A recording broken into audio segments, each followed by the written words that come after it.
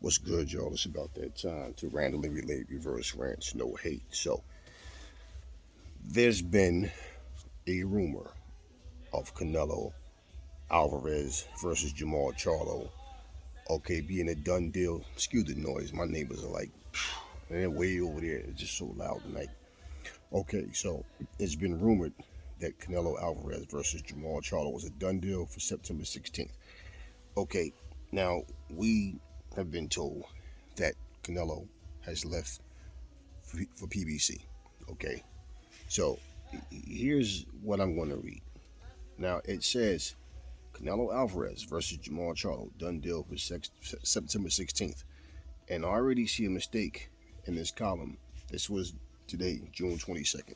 Okay, by Sean Jones, Canelo Alvarez will fight Jamal Charlo on September 15th.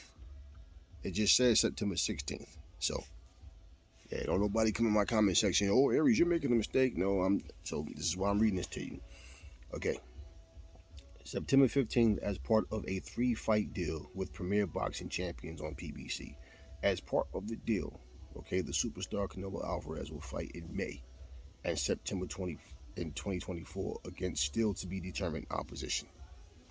So you can't possibly, common sense, have a three-fight deal that's already a sealed deal if you don't even have the opposition already saying, okay, cool, we'll go along with this. They have to agree with it. You can't just appoint someone and then say, oh, okay, it's on because we want it to be.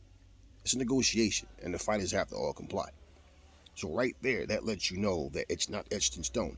Now, I saw on Fight Hype, they have a real short video of Canelo, during one of his workouts or whatever.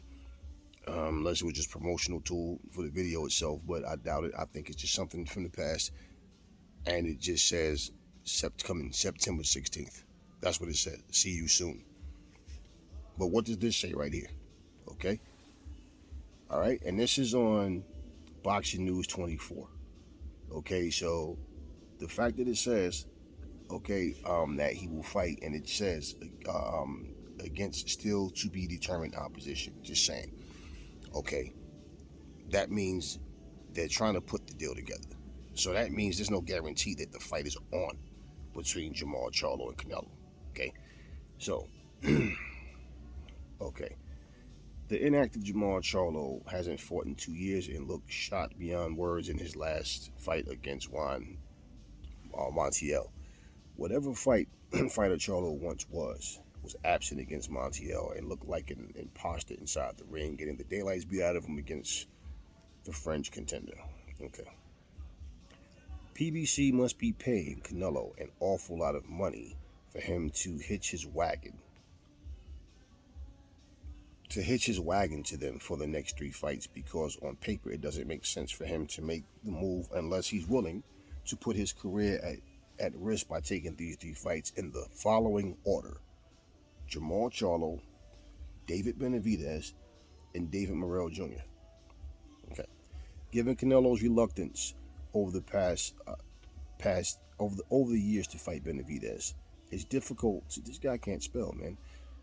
Gotta, yeah, okay. It's difficult to believe that he's part of a three-fight deal because he and his dad, Jose Sr., would be crowing about the deal at the top of their lungs. Okay. Canelo Alvarez's pay structure for opponents. Reason fights not made, says Max Kellerman. Okay, whatever. What would be hilarious is if Canelo fought David Morrell and both Charlo brothers, but not Benavidez. All right.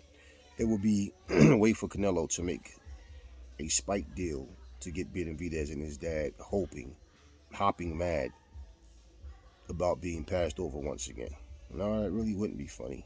It wouldn't be hilarious at all. It'd be stupid, actually. What would be particularly infuriating for them would be Canelo fighting the newcomer Morrell, who has been only a pro since 2019. Yeah, we know he only has 9 fights. Canelo would look better fighting Morrell because that guy is a technical Sugar Ray Leonard type of fighter with amazing skills who can do it all. The guy would push Canelo into a technical fight. This is potentially bad news for Eddie Hearn, who had hoped to match his recent signee Edgar Berlanga against Canelo in 2024. But with him signing with PBC, that fight is likely off the table for next year. Who cares? That's for Hearn's sake. He'd better hope that Berlanga is the new Canelo, like he's been talking about, because this could be a potential disaster. No Canelo on the zone, and Berlanga is the replacement. Okay. In parentheses, okay, Canelo Alvarez versus Jamal Charlo in discussion, nothing concrete. Okay? And this is why I'm reading this to you guys, because I've already heard a bunch of people claim that the fight is on, it's signed, sealed, and delivered, and see, no. Who knows? Maybe Berlanga can replace Canelo and become a massive draw for the zone. He's going to need to fight better opposition, because he's not going to do it fighting the likes of Jason Quigley and Roma Alexis Angulo. Man, I agree with that. But again, let me read that one more time. Canelo Alvarez versus Jamal Charlo in discussion, nothing concrete. And I've already seen people, yup, I told y'all, yup, see, and this and that, and it may very well happen, but it's in discussion, like I've been telling you guys, and it's common sense. If it's in discussion with Jamal Charlo, okay, and you just heard me read to you that the fight itself, that the other guys, they're trying to get, there's no opponents, named at this time. So this is why when these names came up before, I said it's probably more than anything people assuming it would have to be this guy, which is what a lot of content creators do, a lot of different boxing personalities do. They look at who's who and say, this fight only makes sense because of, or if this happens, and then they go a different direction. And guess what? People still pay to watch, to see that particular fight. So it's up to the fans what they want to see. But in terms of on the business side of things, like what the fans will pay for, put it like that. But on the business side of things, this is why I said it could. You all just heard the video. You saw the video with Charlo, and so you see what I'm saying to you with Charlo and Andre. So the fact that if people jumped on their computers or whatever on their cell phones and started saying it's on Charlo versus Andre for sure, because they said, and you heard them, yo, set it up. We could we could do this on our own. We could make this happen. That was just last week, so you all heard that. So that would mean Jamal Charlo was lying through his teeth the whole time he was agreeing to it. Or he just break promises. But like I told you, they're going to go where the bigger bags are, right? That's what you would expect. Well, just saying, if for Canelo to turn down $45 million, okay, you would assume he's making more.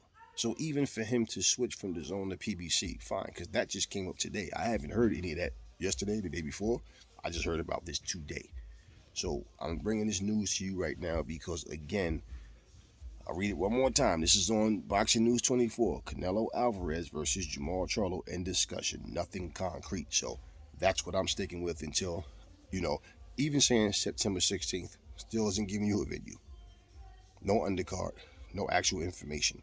And in fact, I noticed when I went on Jamal Charlo's Twitter and on his Instagram, that picture of him versus Canelo, but half his face and half Canelo's face is not even up anymore. So, why would you put a picture up and take it down? I don't know. I mean, we know Tank Davis was known for putting tweets out like he was angry or upset, frustrated about something dealing with TMT or whatever the hell, and then he'll end up, PBC or whatever, and then he'll end up taking it down.